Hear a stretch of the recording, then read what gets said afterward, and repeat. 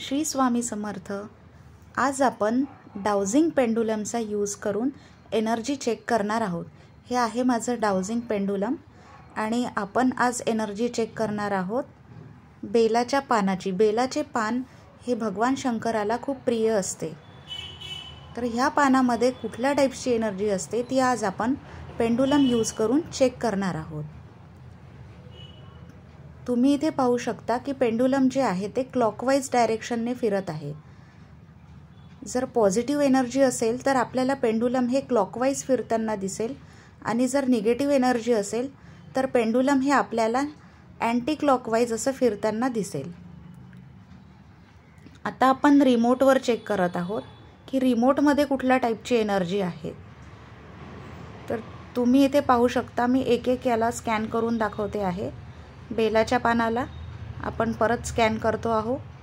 तर इथे आपण पाहत आहे की बेलाचं पान जेव्हा आपण स्कॅन करत आहे त्याची एनर्जी आपण स्कॅन करत आहोत पेंडुलमच्या माध्यमातून। तर आपलं पेंडुलम जे आहे ते क्लॉकवाइज फिरते आहे।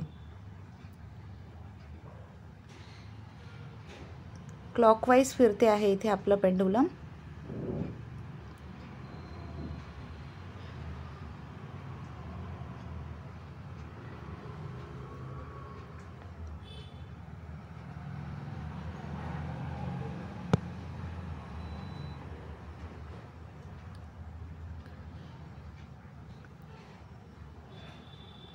आणि जेव्हा आपण रिमोटवर येतो आहे, रिमोटची एनर्जी जेव्हा आपण स्कॅन करत आहे पेंडुलमच्या माध्यमातून तेव्हा हे अँटी क्लॉकवाइज फिरत आहे।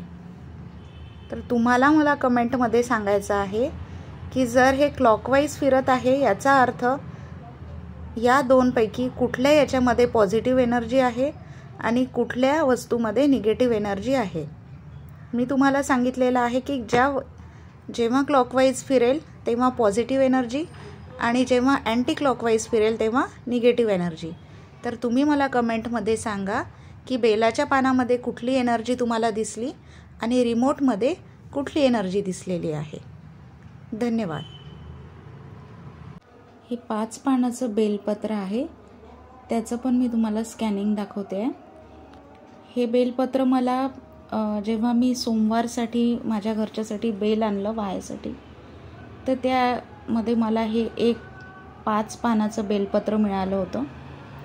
ते मी सोमवारी वाहिलं होतं महादेवाला आणि त्यानंतर मी प्रसाद म्हणून महादेवाला हे मागितलं होतं आणि मग मी माझ्या घरी आणलं होतं।